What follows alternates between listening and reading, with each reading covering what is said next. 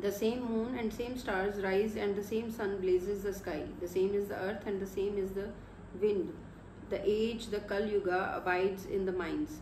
How can another place be ascribed to it? Shed thy desire to remain alive. He who plays the tyrant is approved. Deem this to be surest sign of dark age. The dark age is not heard visiting any country or sitting at any shrine. It is not there where the man of bounty practices charity, nor it is seated in the mansion built by it. If anyone practices truth, he is frustrated. In the home of the patients, there is no penitent. If anyone utters the Lord's name, gets a bad name. These are the characteristics of the dark age. Whosoever is in position of authority, he suffers humiliation. What has the servant to fear when the chief is chained and then he dies at the hands of his servant? Utter thou the Lord's praise, the Kal age has come. The justice of the other three ages has now ceased to be administered.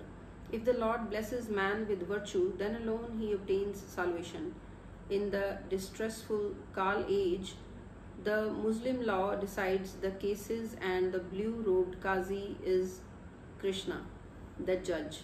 Of Brahma's Vedas, the Atharva reigns supreme. Now, in this age, it is by good deeds that glory is obtained. Worship without faith, self-restraint without purity, and sacred thread without chastity, of what avail are they? One may bathe, wash his body, and apply paste mark to his forehead, but without truthful living, no purity can come. In the Kala age, Quran has become the approved book. The Brahmas and Hindu sacred books are discarded. Nanak says, now God's name is the merciful Khuda. Know thou that there is but one Lord despite differences in names. Nanak says, by devotion to the name comes exaltation. No other deed is superior to it. If man goes elsewhere to beg what he has at its home, he then meets with reproach. Ramkali, first Guru, O Yogi, thou preachest to the world about asceticism and thyself buildest monastery. By abandoning poise, how shalt thou attain the truth? Thou art entangled in mindness, worldly attachment, and love of woman. Thou art neither an ascetic nor a family man. O Yogi, remain seated in poise. Thy pain of duality shall flee. Thou feelest not shame, begging from door to door. Thou singest songs of devotion, but knowest no thy own self. How can thy burning agony be assuaged?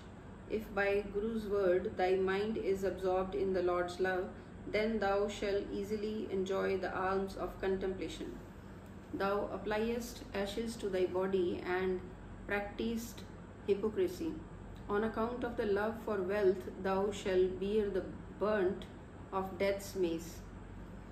The broken begging bowl of thy mind cannot hold the alms of Lord's love. Thou art bound by bonds and shall continue coming and going.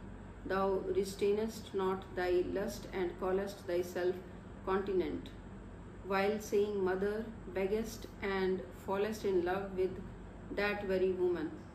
Thou art bereft of compassion, and Lord's light shines not in thee. Thou art completely drowned in all types of entanglements. Thou wearest garbs, and with thy patched coat assumest many guises. Like a juggler, thou playest many false tricks. The fire of anxiety greatly burns thy heart. Without good fortune and action, how shalt thou swim across? Thou makest earrings of glass for thy ears. Without learning and enlightenment, there is no emancipation. Thou art beguiled by relishes of tongue and sensual organs. Thou hast become a beast, and this mark cannot be erased. In three qualities the worldly men are involved, and in three qualities the yogis.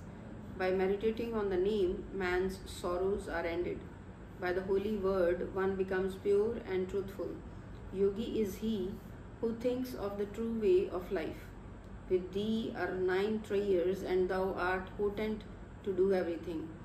Thou alone makest and unmakest. Whatever thou does, that alone happens. The yogi who practices celibacy, chastity, sobriety, and righteousness is blessed with the pure mind. Nanak says he is the true yogi and becomes friend of the 3 worlds.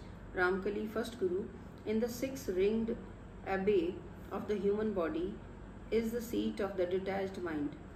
The love for the name's meditation has awakened within it.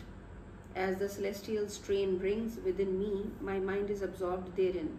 By the Guru's teaching, my mind is fixed in the true name. O mortal, it is through the Lord's devotional service that peace is procured. By Guru's grace, the Lord Master tastes sweet, and one merges in the Lord Master's name. By banishing the love of the worldly valuables, one merges in the Lord, and meeting the true Guru, he gets united with God.